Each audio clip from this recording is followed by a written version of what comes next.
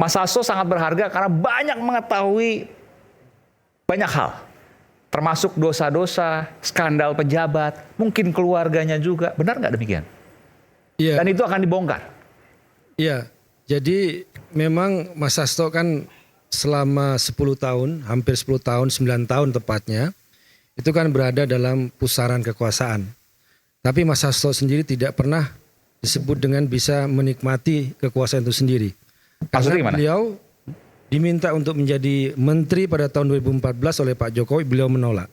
Menteri apa waktu itu belum Tawarkan, disebutkan? saya nggak ngerti apa menterinya. Kemudian jabatan-jabatan apapun beliau tidak mau. Artinya beliau tetap memilih untuk tidak menjadi pejabat publik, tidak menjadi pejabat negara, karena fokus ingin mengabdi pada partai, kepada Ibu Ketua Umum, ya, Ibu Megawati Soekarno Putri. Dan juga menurut beliau juga adalah kalau saya sekali menerima pejabat publik, ya, maka saya sebagai sekjen akan bisa disandera oleh kekuatan di luar. Karena posisinya adalah pejabat publik. Jadi Mas Hasto itu tidak pernah menjadi pejabat publik, itu secara sadar dilakukan untuk menunjukkan independensi dirinya dan juga partainya terhadap kekuasaan. Dalam bentuk apapun kekuasaan itu. Termasuk Pak Jokowi yang waktu itu bisa disebut dengan kader PDI Perjuangan.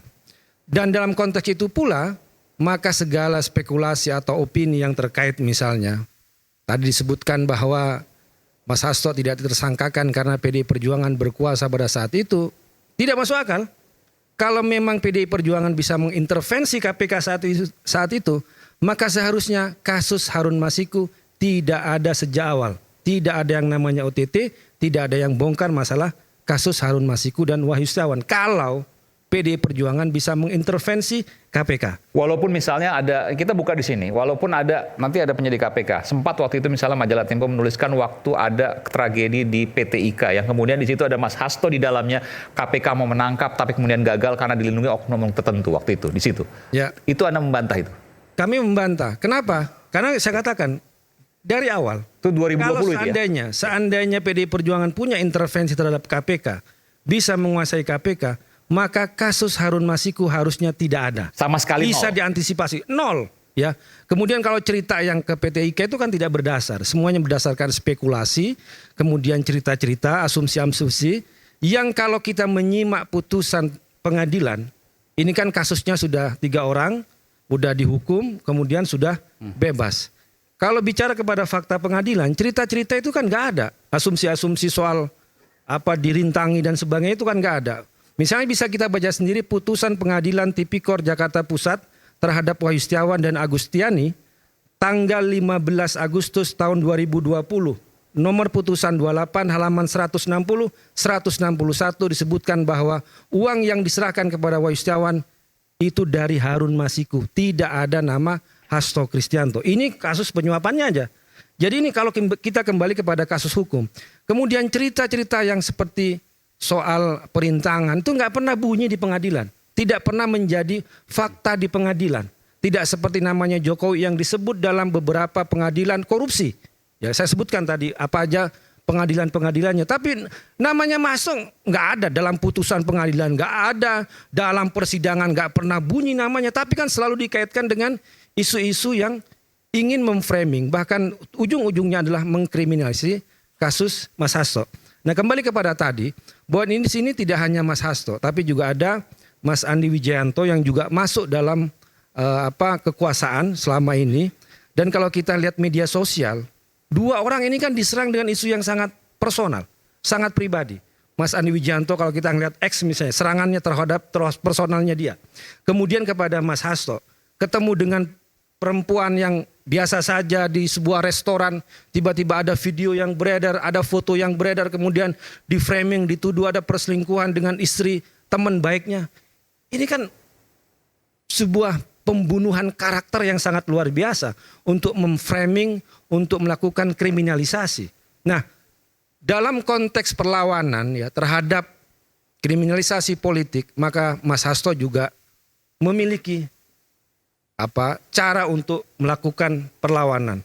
Termasuk dan dalam konteks pemberantasan korupsi, tadi saya menyampaikan ketika kasus korupsi itu hanya tebang pilih, ya. Hanya tajam kepada PDI Perjuangan, padahal bukti-bukti yang ada di pengadilan fakta hukum itu nggak ada. Nah, tapi tumpul kepada yang lain, maka waktunya kita bisa bongkar-bongkaran kasus korupsi yang benar-benar melibatkan pejabat negara. Ini skandal pejabat nih mau rujuk nih. Artinya itu kasus korupsi ya. Nggak ada kaitan korupsi, sama keluarga. Penyalahgunaan kewenangan, kemudian juga penggunaan hukum sebagai alat untuk membunuh, menyerang lawan. Jadi bukan aib pribadi dalam artian bahwa kehidupan pribadinya bukan ya. PDI Perjuangan tidak tertarik untuk bicara isu-isu personal dan isu-isu pribadi seseorang. Tapi kita mau fokus benar-benar kalau ini adalah serangan politik, maka ini kita akan bisa melakukan perlawanan politik. Kemudian kalau ini isu hukum, kita juga bisa melakukan perlawanan hukum. Dan itu semuanya baik. Dan itu semuanya terkait dengan kasus hukum yang pembuktiannya PDI Perjuangan punya. Bukti-bukti itu ada di Mas Hasto. Kemudian juga videonya juga ada di Mas Hasto. Lebih dari satu kasus? Ya, dan itu juga beberapa dokumen juga dititipkan kepada Ibu Koni waktu Ibu Koni datang ke Indonesia kemudian kembali ke Rusia. Karena pengalaman ketika Mas Hasto dipanggil oleh KPK sebagai saksi, ya ternyata juga di situ ada stafnya yang namanya Mas Kusnadi juga dikriminalisasi, diancam, diperiksa dengan mengelabui, dirampas barang-barangnya tanpa ada yang namanya surat penyelidikan terhadap Mas Kusnadi. Maka Mas Hasto waktu itu udah bilang, wah kalau seperti ini caranya, maka beberapa dokumen yang benar-benar dianggap penting, ya itu diselamatkan, dititipkan kepada Ibu Koni dan dibawa ke Rusia. Dan di antara dokumen-dokumen itu ada yang menjadi bahan untuk nantilah video-video itu yang akan dirilis, ya, yang bisa membuka skandal korupsi, penyalahgunaan wewenang. Makanya bisa disebutkan ini lebih besar daripada kasus Watergate yang ada di Amerika. Ini kan Watergate itu kan kasus bagaimana penyalahgunaan penyadapan kasus hukum untuk membunuh lawan politik. Nah kira-kira juga ini menjelang pemilu maksudnya. Waktu itu ya, kan Watergate menjelang pemilu. Pemilu kok ya itu saja. Kita konteksnya adalah pemilu, Pilpres kemarin juga pemilu dan Pilpres. Kemudian setelahnya dalam konteks juga adalah pilkada dan juga sebelum-sebelumnya bagaimana alat hukum itu dipakai untuk mengkudeta pimpinan partai politik yang menjadi umum. Iya, kalau pemilu kenapa kemarin waktu MK tidak dikeluarkan misalnya? Sebagian katakanlah, tidak semuanya. Itu kan tidak terkait dengan yang ada di MK, ya kan? Ya, ini kan terkait dengan hal-hal yang lebih besar dari situ, ya Mas ya. Bukan soal MK yang ada di bukti-bukti itu bukan kasus pemilunya ya, tapi bagaimana kekuasaan dan sebagainya itu dipakai untuk pemenangan misalnya. Itu juga akan nanti muncul itu Mas. Bang Ade ada mau sampaikan sesuatu? Jadi ada berapa kasus kalau disebutkan? Lebih dari satu kasus pasti? Iya pasti lebih dari 5 kasus? Ya 5 kasus lebih itu. Lebih dari 5 kasus bahkan, ini luar biasa puluhan. Ini. Videonya puluhan. Mas Ade ada mau sampaikan sesuatu? Nanti ini akan ditayangkan di channelnya Refli Harun. Anda percaya dengan itu? Anda nggak percaya? Lah, kalau itu dinyatakan oleh Mas Hasto sendiri, oleh Bu Koni, oleh sekarang Guntur Romli, ya saya harus percaya dong. Ya, kan orang yang mengatakannya adalah orang yang mengatakan kami punya bukti-bukti tersebut. Kami sudah buat video-video tersebut. Justru saya sebagai warga negara dan saya rasa kita semua, bahkan penonton televisi, itu mau menunggu sekarang. Itu adalah sebuah informasi yang sangat penting. Bahkan Bu Koni kan menyebutnya sebagai bom waktu akan meledak. Ya saya kan nggak punya urusan sama orang-orang yang tadi akan diangkat oleh Mas Hasto dan Bu Koni ini kan. Maksud saya gini, yang korup kan bukan kita, bukan Anda, bukan kita semua di sini. Yang korup saya nggak tahu siapa karena belum disebut. Ya, tapi taruhlah dia bilang ada pejabat-pejabat selama ini yang skandal-skandalnya itu akan diungkapkan. Ya bagus dong. Memang pertanyaan saya adalah seperti Anda tadi ya.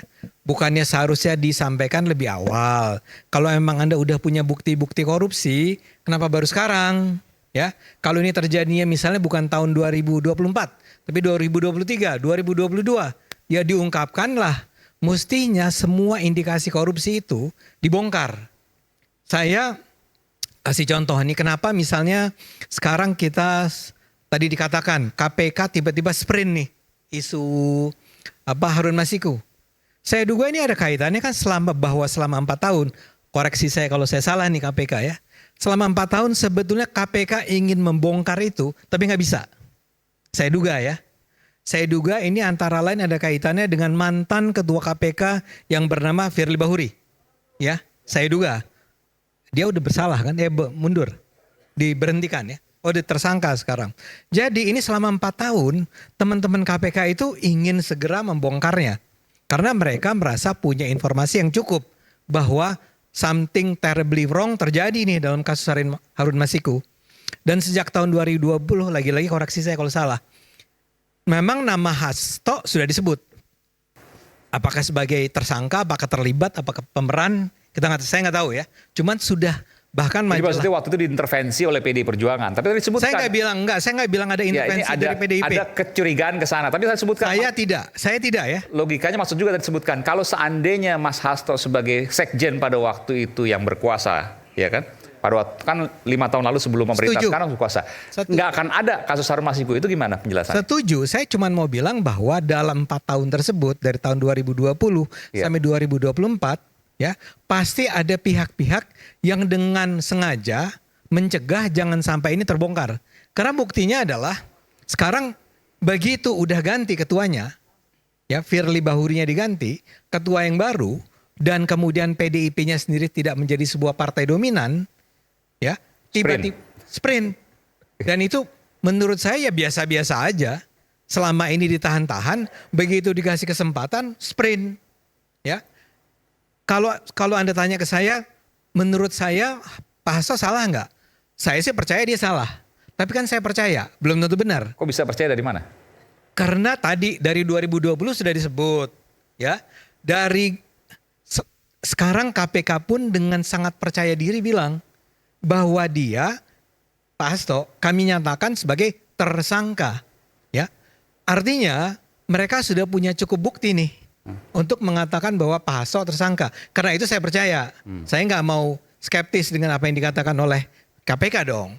Jadi data-datanya cukup untuk membuat kita percaya Pak Hasto bersalah. Nah saya kembali ke pertanyaan Anda. Jadi memang data-data itu bahaya kalau ditutup-tutupi. Menurut saya apa yang dilakukan oleh Pak Hasto itu sebetulnya kurang tepat. Bahwa beliau itu selama ini sudah mengumpulkan bukti-bukti korupsi oleh para pejabat dari mana ke mana saya nggak tahu, tapi dia mengumpulkan data-data mengenai pejabat yang korup atau yang melanggar hukum, tapi dia diamkan. Nah sekarang ketika kasus dia sendiri lagi rame, kemudian dia bilang bahwa saya akan bongkar nih. Ya, menurut saya itu nggak pantas. Seharusnya nggak pantas dalam arti begini. Kalau Anda memang punya data-data itu yang sangat kuat, yang seperti bom waktu, yang akan mengguncangkan Indonesia, ya, artinya itu adalah informasi-informasi besar, bukan informasi yang receh-receh, bukan informasi yang nggak penting. Ini pasti penting, pasti menyangkut nama-nama orang terkemuka. Nah, kenapa itu selama ini Anda tutup-tutupi? Dan kemudian bahkan saya sampai bertanya, betul nggak kalau Anda menutup-nutupi informasi mengenai korupsi, ya, dan Anda dengan sengaja menyembunyikannya di bawah meja, di bawah tempat tidur dan seterusnya, Anda turut bersalah dalam tindak korupsi tersebut. Saya kasih bayangan nih, kalau saja yang nanti akan diungkapkan oleh Pak Hasto adalah sebuah korupsi yang dilakukan oleh pejabat X pada tahun 2022, 2 tahun yang lalu, dan informasi tersebut dengan rapih ditutup oleh Pak Hasto sampai tidak diketahui oleh publik, dan baru sekarang dia ungkapkan bahwa pejabat X itu pada 2022 sebetulnya memperoleh gratifikasi sebesar 50 miliar rupiah. Menurut saya harusnya tahun 2022 itu diungkap kepada publik bahwa saya punya informasi nih mengenai Pak Ade Armando yang terima 50 miliar. Jika tidak diungkap dan baru diungkap sekarang ketika ada kasus, maka? Menurut saya mungkin salah nih. Ahli hukum lebih harus bicara di sini. Kalau itu dia diamkan, dia akan bisa masuk dalam kategori orang yang terlibat di dalam menyembunyikan informasi korupsi. Dan itu adalah sesuatu yang terlarang dalam undang-undang korupsi. Nah, jadi saya ingin katakan begini. Saya sih sangat gembira kalau Pak Hasto, Bu Koni sampai berani untuk membongkar ini? Karena memang perang melawan korupsi yang harus dilakukan Indonesia itu sangat berat. Jadi kalau ada orang-orang yang berani membongkar, maka kita akan menemukan, oh si Pak ini ternyata korup, si Pak ini ternyata korup, partai ini ternyata korup. Ya. Maka itu akan menimbulkan pengetahuan publik tentang betapa buruknya korupsi dan bisa menimbulkan efek jerah buat siapapun yang ingin melakukan korupsi di Indonesia. Jadi saya sih termasuk orang yang menunggu sekali nih, tolong dong Pak Hasto segera umumkan kepada publik. Ya. Tolong dong Bu Koni, jangan ditutup-tutup. Kenapa tidak dari dulu, kenapa baru sekarang dan ada potensi melanggar hukum? Dan siapa sih yang kemudian dituju? Saya bertanya nih ya, apakah Pak Jokowi dan keluarga? Saya mau jawab dulu yang soal kasus Harun Masiku. Kita akan kembali saat lagi, nanti sesaat lagi baru kita akan termasuk Bung Roky dan saya akan minta. Kita kembali saudara.